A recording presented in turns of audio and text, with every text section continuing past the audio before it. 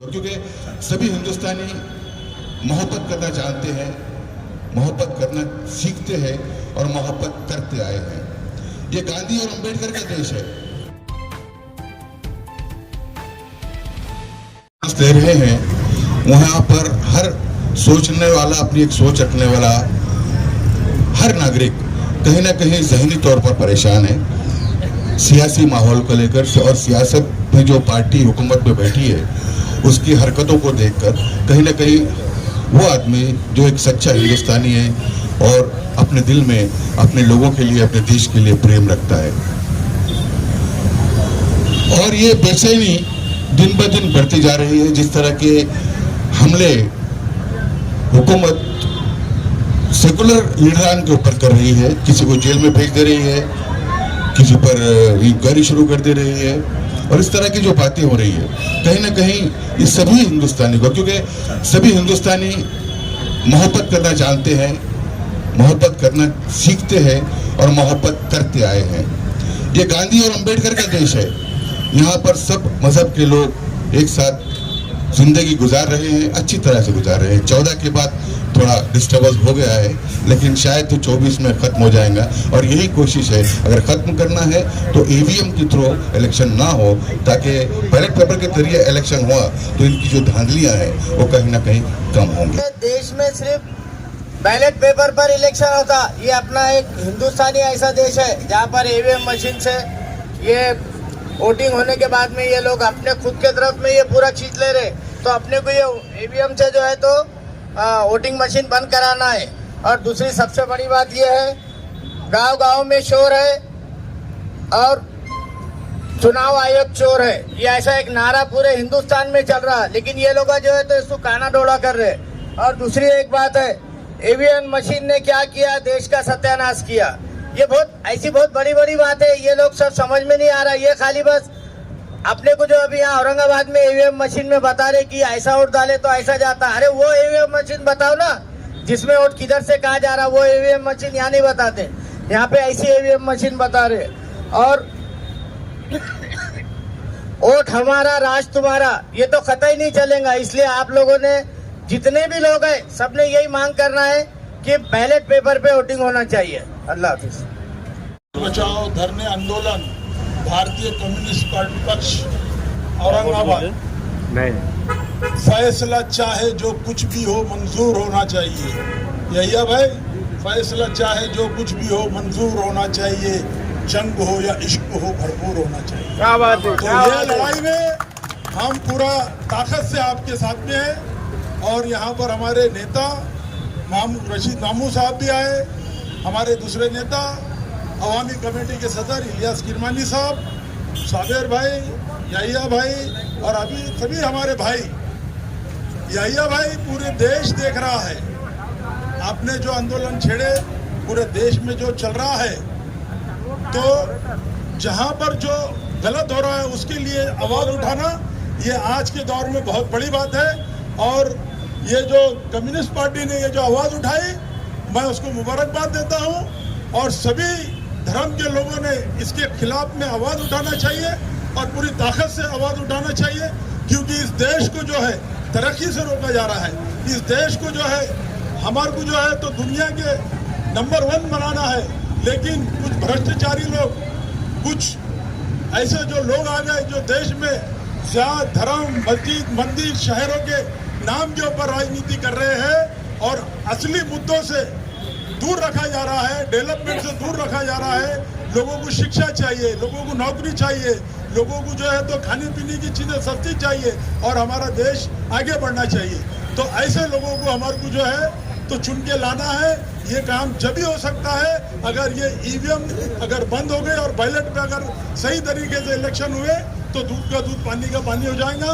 यही भाई आपने बुलाए और मुझे बोलने का मौका दिए, आपका और सभी आपके पूरी टीम का मैं शुक्रिया अदा करता हूँ। खुदा हाफिज, जय महाराष्ट्र। आज जो कम्युनिस्ट पार्टी की तरफ से जो नियम हटाओ देश बचाओ जो प्रोग्राम रखा हुआ है, ये सारे मुल्क में चल रहा है, हर जिले में, शायद हर उसमें चल रहा है। क्यों डॉक्टर साहब, पूरे देश में चल रहा है। और ये इसलिए ज़रूरी है, ये आरएसएस और बीजेपी जो ईवीएम के जरिए पूरे मुल्क पे कब्जा करे हुई है। और अगरचे हम इस पे जागरूकता नहीं लाएंगे, हम इस पे आंदोलन नहीं करेंगे, हम इसके खिलाफ लड़ाई नहीं लड़ेंगे, तो कल ये राष्ट्र हिंदू राष्ट्र की तरफ जा रहा है। बात को ध्यान में रखो, कल ये मनुस्मृति ये पूरे देश में लागू करने वाले हैं। और क्या होने वाला है आपको तो मालूम है, जिस तरीके से पूरे हिंदुस्तान में हिंदू मुसलमान करके जो मुसलमानों का, दलितों का, पिछड़ों का जो तकलीफ दी जा रही है, मंदिर मस्जिद के नाम पे जिस तरीके से काम किया जा रहा है, और जो सत्ता में बैठे हुए हैं उसकी एक ही वजह है कि ईवीएम है। जब तक ये ईवीएम खत्म नहीं करेंगे इस मुल्क से, और सारा प्रशासन पे इनका कब्जा है, हर कमीशन पे इनका कब्जा है, और यहाँ तक के कोर्टों पे भी इनका ही कब्जा है। तो आखिर इंसाफ की लड़ाई लड़ने के लिए हमको रोडों पे निकलना पड़ेगा। डॉक्टर साहब, ये हमको इतने लोग जमा होके ये इससे काम चलने वाला नहीं है। इसकी जागरूकता फैलाने हमको हर गली गली हर मोहल्ले में जाके मीटिंग लेके बड़ा आंदोलन करना है। तो इसका मैसेज कहीं ना कहीं कुछ ना कुछ पड़ेगा। तो मेरी आपसे गुजारिश है, आप बोलिए किस तरीके से करना है, आप इसको पहल कीजिए। हमको नौजवानों में अवेयरनेस लाना है, घरों में लाके, और ये बड़ा आंदोलन जब करेंगे इसका कुछ इफेक्ट होगा। इंशाल्लाह हम जरूर कक्षा साहब के साथ, कम्युनिस्ट पार्टी के साथ हैं, और हमको यहाँ बुलाया, आपका शुक्रिया। जय हिंद, जय महाराष्ट्र। आज संपूर्ण भारतभर या ईव्हीएमच्या विरोधात आंदोलन सुरू केलेलं आहे। या आंदोलनाला मोठं स्वरूप प्राप्त होण्याची गरज आहे। हे केवळ कम्युनिस्ट पक्षाचं आंदोलन नाही, तर सर्व विरोधी पक्षांनी एकत्रित येऊन याची मांग करण्याची, त्याची मागणी करण्याची आज महत्त्वाची गरज आहे। कारण आपण बघतो की ईव्हीएममुळं अनेक प्रश्न निर्माण झाले। ईव्हीएम हॅक करता येतं, त्यामुळं जगातल्या अनेक राष्ट्रांनी बॅलेट पेपरनुसार मतदान करण्याचं ठरवलेलं आहे, आणि त्यानुसार त्या ठिकाणी देखील, म्हणजे इव्हन बांगलादेशाने देखील बॅलेट पेपरवर मतदान घेतलेलं आहे। तर हे भारतात का नाही होऊ शकत? तर भारतात त्यांना ईव्हीएमची गरज आहे, आणि ईव्हीएमच्या माध्यमातून ते सत्तेवर येतात, आणि त्याच माध्यमातून त्यांना जातीमध्ये, धर्मामध्ये भांडणं लावून त्यांना त्यांचा स्वार्थ साधायचा आहे, आणि पुन्हा एकदा मनुस्मृती या ठिकाणी स्थापन करायची। म्हणजे 4 वर्ण जे आहेत त्या 4 वर्णानुसारच जे काही गोळवलकरांनी त्यांनी सांगितलं RSSनं, त्यानुसार हे पुढं त्यांना चालवायचं आहे। आणि त्यामुळं सर्व जनतेनं, हा एकट्या कुठल्या पक्षाचा किंवा याचा प्रश्न नाही, कारण आज सर्व लोकांनी एकत्र येऊन या विरुद्ध लढा जर नाही दिला तर संविधान सुद्धा धोक्यात आहे, लोकशाही धोक्यात आहे, आणि आम्ही सुद्धा धोक्यात आहोत। फक्त वेळ 2000, आता ही शेवटची संधी आहे, याच्यानंतर पुन्हा संधी नाही। या ठिकाणी आज निर्णय घेऊन सर्वांनी जर या विरोधात आवाज उठवला तरच त्यातून काहीतरी फलित निर्माण होईल। किमान त्यांना सत्तेपासून रोखता आलं तरी भरपूर होईल, आणि त्यासाठी सर्वांनी मिळून, सर्व पक्षांनी एकत्रित येऊन या ठिकाणी एक मोठं जन आंदोलन उभं करण्याची आवश्यकता आहे। ती सर्वांनी करावी। एवढं बोलून मी या ठिकाणी थांबतो। जय हिंद, जय महाराष्ट्र। नहीं जाएगा। हमारे अभी इन्होंने खूबसूरती की बात की थी, तो जिस दिन अपना संविधान निकल जाएगा, अपनी लोकशाही हाथ से निकल जाएगी, तो खूबसूरती हमारी मिट जाएगी। जो हमारे यहाँ पे हमारे बचपन से सिखाया गया है कि विविधतेने नटलेला देश आपला आहे। इथे सगळेच म्हणजे आपल्याकडे थंड म्हणजे हिवाळा आहे, उन्हाळा आहे, पावसाळा आहे। बाकी देशामध्ये ह्या गोष्टी नाही आहेत, आणि आपला देश विविधतेने नटलेला असल्यामुळे ही विविधता जी आहे ती नष्ट करण्याचा प्रयत्न भारतीय जनता पार्टी म्हणजे मोदी सरकार करत आहे। तर आपल्याला एक होऊन या सगळ्या लढा द्यावा लागेल ईव्हीएम मशीन विरोधामध्ये।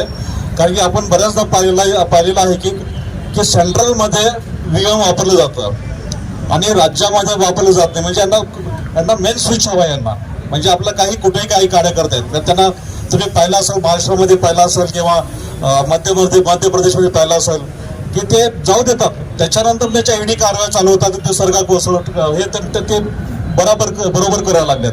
त्याच्यामुळे आता प्रत्येकाने विचार करण्याची वेळ आलेली आहे जसं गोडे साहेबांनी बोलले की 2024 नंतर इलेक्शन होणारच नाही आहे आणि ते शक्यता पण आहे 2024 नंतर आपल्या देशामध्ये हुकुमशाही लागू होईल की काय अशी मोठी भीती आणि शंका वाटते. तर प्रत्येकाने मिळून जे बाहेर जे उभारले त्यांनी सहभागी व्हावं आणि पाठिंबा द्यावा. Thank you so much. जय हिंद, जय भारत.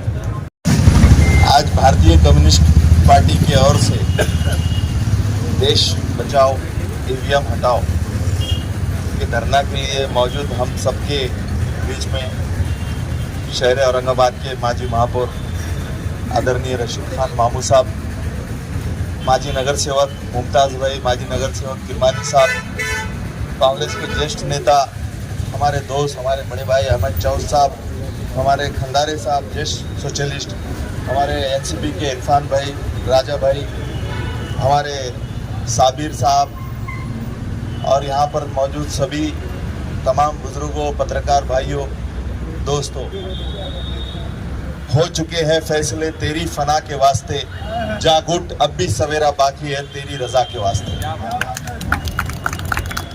देश आज़ाद हुआ 1947 को और 1950 में इस देश की घटना बनी और घटना में वाज़े तौर पे लिखा हुआ है, आदरणीय भारत रत्न डॉक्टर बाबा साहब अम्बेडकर ने घटना में लिखा है ये देश जो चलेगा और इस देश के अंदर सभी जात धर्म के लोग जो रहेंगे ये घटना के अनुसार चलेंगे. लेकिन 2014 में मैं ये समझता हूँ ये घटना खत्म कर चुकी गई है. इसलिए मैंने जो शेर बोला हूँ उसमें बहुत बड़ी गहराई है.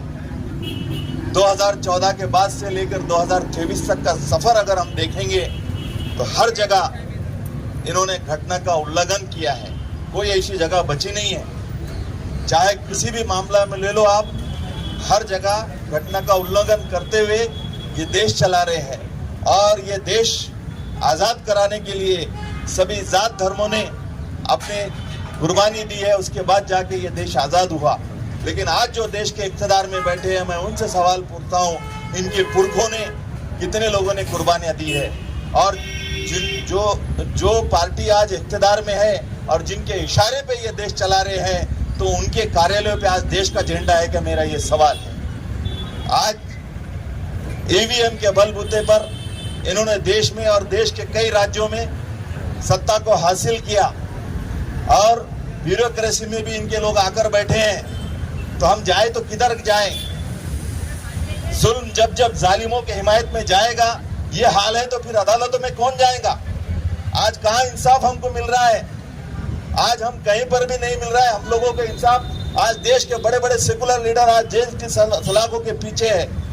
तो आज से जो हमने शुरू किया है ये सफर, मैं ये चाहूंगा यैया साहब, आप शहर के ज्येष्ठ सीनियर जर्नलिस्ट है, आपने जो कारवां यहाँ पर सबको बुला के शुरू किया है, मैं आप सब लोगों ने, सोशलिस्ट लोगों ने, तो ये मैं ये चाहूंगा कि ये बंबई से लेके दिल्ली तक जाकर ये धरना चलना चाहिए और जब तक ईवीएम जब हटता नहीं है तब तक ये धरना चालू रहना चाहिए. और हम भी हमारे शहर में बार बार धरने आंदोलन करते रहेंगे क्योंकि क्रांति ऐसा ही नहीं आती है. क्रांति लाने के लिए रोड पर उतरना पड़ेगा और हो सके तो हम में से कई लोगों को सीने के ऊपर गोली झेलना पड़ेगा, जब जाके आने वाले पीढ़ी को इंसाफ मिलेगा. क्योंकि ये इतना आसान खेल नहीं है और इनको मालूम है ईवीएम अगर जिस दिन हट जाएंगी ये माइनस में जरूर आएंगे. क्योंकि एक एग्जांपल देता हूं मैं, जहां पर भी बाई इलेक्शन होता है, ये जहां पर भी विदाउट ईवीएम इलेक्शन होता है, वहां पर इनके खिलाफ रिजल्ट जाता है और ये सच्चाई है. इसलिए मैं तमाम लोगों से गुजारिश करूंगा कि आज का एक कदम हमारे लिए बहुत बड़ा कारगर साबित होगा. और मैं फिर से आप लोगों से गुजारिश करता हूं कि ये कारवां को मत रोको, आगे इसके बड़े बड़े धरने आंदोलन करो. और मैं और एक शेर बोलकर मेरी जगह लेता हूं कि रखा हौसला वो मंजिल भी आएगा, पैसे के पास चल के समंदर भी आएगा और मंजिल भी मिलेगी, मिलने का मजा भी आएगा. ईवीएम हटाओ देश बचाओ, इसकी कोशिश जो चल रही है तो ये कोशिश ऐसे चंद लोगों के अंदर नहीं होगी. क्यों तो विपक्ष के अंदर बैठ के कई संसद जो 8 साल से कह रहे हैं सरकार को, वो सरकार मानने को तैयार नहीं है. तो इसीलिए इसको सरकार को लाखों के नहीं करोड़ों के तादाद में लोग रोड पे निकलना चाहिए। क्यों तो कम से कम एक 60% लोग जो है तो इंडिया में अपोज में है कि ईवीएम हटाओ बोल तो रहे हैं मगर रोडों पे नहीं आ रहे। रोड पे आने वाले सिर्फ उसमें से आधा % लोग हैं। आज 70-80 करोड़ लोग जो है तो चाह रहे हैं कि बैलेट पेपर पे होना चाहिए इलेक्शन, मगर वो लोग जो है तो रोड पे नहीं आ रहे। रोड पे नहीं आएंगे तो कहाँ से जमेगा।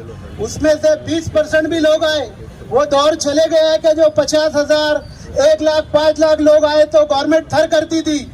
आज की गवर्नमेंट इतनी थर से मस है कि ये लोगों को करोड़ों की तादाद में लोग चाहिए और ये बहुत बड़ा मसला है। क्यों तो 8 साल से वो लोग समझ नहीं पा रहे, तो इसीलिए लोगों को रोडों पे बहुत बड़े लेवल पे इंडिया से छोटे से गांव बड़े से बड़े गांव में निकलना चाहिए। और दिल्ली के अंदर भी जो आंदोलन हो रहा है 5 लाख 10 लाख लोग नहीं लाखों करोड़ों की तादाद में होना चाहिए, जब ये गवर्नमेंट के समझ में आएगा। बाकी ये कम लोग निकलेंगे और अपने अपने जाके घरों के ऊपर बातें करेंगे तो जमने वाला नहीं है। ये लीडर लोग आएंगे जाएंगे, ये लोग कितनी मेहनत करेंगे। तो आम लोगों का भी काम है कि रोड पे आना चाहिए। और जो भी पार्टी के सत्ता में लोग हैं अपने पार्टी के सीटों के बंटवारे पे मत लड़ो, अभी ईवीएम के ऊपर काम करो और उसमें कंप्रोमाइज करो। 1-2 सीट के लिए जो नेशनल लीडर है वो सिर्फ 2 सीट 1 सीट के ऊपर लड़ रहे हैं। अरे जब ईवीएम मशीन रहेगी अब आएंगे ही नहीं तो सीट का लड़के क्या करेंगे। इसीलिए समझदारी से काम लो और ये काम को जो है तो कोई पैसे और ताकत की जरूरत नहीं है, इसको सिर्फ हौसले बुलंद होना है। नामुमकिन चीज कुछ भी नहीं है दुनिया में। शुक्रिया। बहुत दिनों से उम्मीद थी कि औरंगाबाद के अंदर संविधान के ताल्लुक से एक प्रोग्राम ऐसा होना चाहिए, सरकार को ये मैसेज चाहिए कि लोकशाही खतरे में है और आवाम को ये बात समझ में आ गई और आवाम को ये बात समझ में आ चुकी है। 2014 से लेकर 2024 आ चुका है और 2024 के इलेक्शन में क्या होने वाला है। अगर ये हाथगाड़ी वाले को, अगर मजदूर को, रेखा दे, मैं समझता हूँ गरीब काम करने वाले को अगर पूछे है तो वो कहेगा कि मुझे ईवीएम पे भरोसा नहीं है, ये सरकार ईवीएम के जरिए आई हुई है। हम पढ़े लिखे लोगों के लिए आज के एक जिंदा सबूत है जो लोकमत के अंदर दी हुई है कि इलेक्ट्रॉनिक कॉरपोरेशन के अंदर भाजपा के 4 मंत्रियों को उसके डायरेक्टर बनाया गया। भारत इलेक्ट्रॉनिक कॉरपोरेशन के अंदर 4 लोगों को, भाजपा के 4 लोगों को, खासदारों को उसके अंदर जो है तो डायरेक्टर बनाया गया। और ये डायरेक्टर बनाना, एक ही पार्टी के लोगों को बनाना और इस दबाव तंत्र के अंदर जो मिशनरी जो बनने जा रही है, जो ईवीएम जो बनने जा रही है नवीन, उसके अंदर मैं समझता हूँ कि जो गड़बड़ी करने की जो चांसेस है वो और ज्यादा बढ़ गई है। अभी हम दिल्ली में भी देख रहे हैं कि कम से कम इस वक्त 4 से 5 लाख लोग रोड के ऊपर बैठे हुए हैं और ईवीएम हटाओ का नारा लगा रहे हैं। संविधान को बचाना ये हमारा अगर पहला कर्तव्य है तो हमको ये समझना चाहिए कि हम कहाँ पर इस वक्त कॉन्स्टिट्यूशन ऑफ इंडिया के ये बोर्ड के नीचे बैठे हुए हैं और इसके अंदर बताया हुआ है कि इसका जो मूलभूत गाभा है वो मूलभूत गाभा है, वो न्याय है, समता है, स्वातंत्र है और बंधुत्व है। और ये चारों चीजों को ठेस लग रही है। आज अगर देखा जाए तो व्यक्ति स्वातंत्र, जिसको स्वतंत्र बोला जाता है, वो स्वातंत्र, वो आजादी खत्म हो चुकी है। ना हमें बोलने की आजादी है, ना धरने करने की आजादी है, ना कुछ अपनी तरफ से सरकार के खिलाफ बात करने की आजादी है। तो ये संविधान के अंदर की सारी बातें, ये संविधान को खोखला करके थोड़े से पर उस पर आके रुके हुए हैं। अगर ये जंग हमने अब नहीं लड़े तो मैं समझता हूँ कि आने वाले दिनों में हमको पछताना पड़ेगा। तो ये संविधान की जंग जारी रखने के लिए मैं आयोग से गुजारिश करूंगा कि इसको जितना बड़े पैमाने पे हो सकता उतने बड़े पैमाने पे ये जंग करना होगा, हमको रास्ते पे उतरना होगा। और मैं समझता हूँ कि औरंगाबाद के अंदर बहुत जल्दी एक अभी इस वक्त एक टीम आने वाली है इलेक्शन कमीशन की। जिस दिन वो टीम आने वाली है, अगले हफ्ते फरवरी के लास्ट वीक में टीम आ रही है, तो वो टीम जिस दिन आ रही है उस दिन हमारा, मैं समझता हूँ कि बहुत बड़ा धरना और एक सड़क के ऊपर जन आंदोलन खड़े होना चाहिए। इसी के साथ में मैं अपनी बात खत्म करता हूँ। जय हिंद, जय भारत। पार्टी की तरफ से अभय टकसाल की अध्यक्षता में यहिया साहब जब कल फोन आते के साथ यहिया साहब ने एक अच्छा कार्यक्रम करके मैं आया हूँ।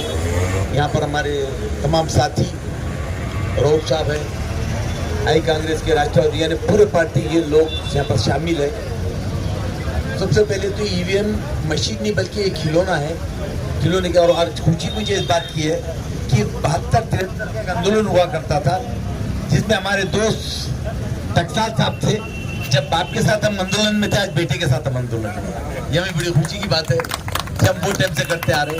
उस जमाने में भी आबादी कम होती थी, लेकिन फिर भी हमारा जो आंदोलन था, हमने क्या लिए, Aurangabad broad gauge, Aurangabad high court, medical college की जो सहूलतें मांगे वो मिला है, police commissioner area, municipal corporation, यानी कई डिमांड जो हमारी थी, लेबर MIDC की मांग, लेबर कोर्ट की मांग, ये कम आबादी थी लेकिन हम लोगों ने मांग के लिए आंदोलन होता था सुबह से शाम तक, हम उनमें से आए।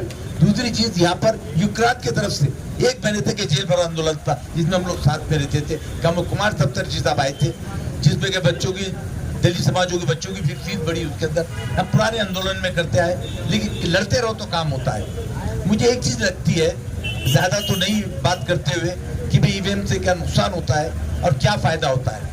आज जैसा EVM की वजह से जो चुटकियां आ गए हैं, अफसोस होता है कि कभी घटना के अंदर भावना पे जजमेंट नहीं दिया जाता है, लेकिन बाबरी मस्जिद का भावना पे जजमेंट, अगर मशीन नहीं रहती तो ये बात नहीं होती। कल एक कोर्ट का फैसला आया, 2-3 घंटे थे उनको रिटायर होने को, और उन्होंने जो तो फैसला दे के गए कि अंदर पूजा करो। ये मशीन की वजह से, आने की वजह से आज हम क्या कहेंगे। कुछ अच्छे वकील जो मुखालिफत करते हैं, आज अब सोचने की बात है इसके अंदर कि क्या नुकसान होते हैं। आज खास बात क्या है, अगर एक घर के अंदर 2 घर है, 2 में से अगर एक बदमाश है एक शरीफ है, तो दोनों पे केस होना चाहिए, दोनों बदमाश। यहाँ पर तो ऐसा है कि जो भी इंक्वायरी हो रही है अपोजिशन पे, रूलिंग में अगर वो चले गए तो अच्छे हो गए, यानी दूध के धुले हो गए वो। अगर इधर है तो पेपर में आता बदमाश, उधर गए तो अच्छे हो गए। ये समझ में नहीं आता। तो ये देख करके हमें याद आता है, श्री राम जी जब वनवास को गए थे तो बड़ा अच्छा उनको श्री राम जी इस बात से माना जाता है कि 14 साल वनवास जो गए वो अपनी सौतेली की माँ के बोलने पे गए, यानी माँ का आदर किए उन्होंने। और 14 साल जब वो वनवास गए, उन्होंने जाते वक्त उन्होंने कहा कि नारी पुरुष चले जाओ, नारी पुरुष चले जाओ। जब राम जी 14 साल के बाद वनवास से आए तो मैं तो आपको जाओ बोला था, तो बोले साहब आपने नारी पुरुष जाओ बोले, हमको नहीं बोले, आपको रहे तो बोले छक्के है, अच्छा तुम्हारा भी राज आएगा। अब वो मैं नहीं कहता कि भाई आगे आके आने वाला है, लेकिन बीवी बच्चा नहीं, लोगों को शादी नहीं, कुछ क्या है मैं नहीं कहता हूँ, लेकिन राम जी ने जो कहते मैं बताना चाहता हूँ कि राम जी की बात थी कि जो उन्होंने बताए थे, तो क्या वही तो राज नहीं आ गया। हम बोल तो नहीं सकते, लेकिन हालत को देख के हमको लगता है कि कैसा क्या चलेगा। अगर कभी आप मशीन के अंदर गड़बड़ हो जाती है, मशीन में गड़बड़ नहीं हो सकती। ये खिलौना है, खिलौने में गड़बड़ होती है। अगर मशीन है तो प्लेन में गड़बड़ नहीं होती है, क्योंकि मशीन है वो। ये खिलौना है, खिलौने में गड़बड़ होती है। और कई चीजें ऐसी हो रही है कि बाबा साहब ने जो घटना दिए थे, आज बाबा साहब की कितनी बड़ी सोच थी। देखो बाबा साहब का फुटला उंगली जो बताया, उन्होंने कहा यहाँ यूनिवर्सिटी बनेगी, बन गई। तो ये पुराने विचार जैसे रहते थे, उन्होंने घटना में हर एक को एक जगह दी है कि हर एक ने अपना एक वोट देना चाहिए, हर एक को एक वोट, चाहे गरीब हो या अमीर हो। लेकिन ये एक वोट तो नहीं, ये तो लाखों वोट अपने तरफ कर ले रहे। इसलिए ये हम कहते हैं कि इसको आज़ादी से इसका इलेक्शन हो, ताकि भावना ये चले। और ये बात है, अब तुम छोटे थे, हम लोग छोटी आबादी में, हम बहुत कम थे, 25, 10, 15 लोग हम बैठ के आंदोलन करते थे। तो जब भी लोग कहते थे, लेकिन लोग आते गए और कारवा बनता गया। लोग इसलिए जब अपन जगाएंगे तो लोग आएंगे। लेकिन आजकल हमारी मुसीबत क्या है, हम वोटिंग काय पे करते, विकास का मालूम ही नहीं। जय भवानी, जय शिवाजी, नारे तकबीर और जय भीम, इसको लोग विकास समझ रहे। तो क्या करेंगे, यहाँ पर लोगों को मालूम हो गया कि क्या है क्या नहीं करें। लेकिन आज मुश्किल जाती है। और पहली चीज हमारे पास में जब तक कि हम वोट खरीदना बेचना नहीं बनते रही, हम तरक्की नहीं करेंगे। ये भी मैं को बताता हूँ, हमारी उनकी कमजोरी मालूम हो गई ना उनको हमारी। हम ये चीजें छोड़ते हुए, और अभय साहब ने, यहिया साहब जो शुरू किए, हम तमाम आपके साथ हैं। जो भी चीज़ रहेगा हम आंदोलन में आप लोगों के साथ रहेंगे। लेकिन आजकल के हालात भी कुछ ऐसे जा रहे हैं कि जब इससे ज़्यादा बता नहीं सकते। कहने को तो बहुत कुछ है, लेकिन वो टाइम नहीं है अभी।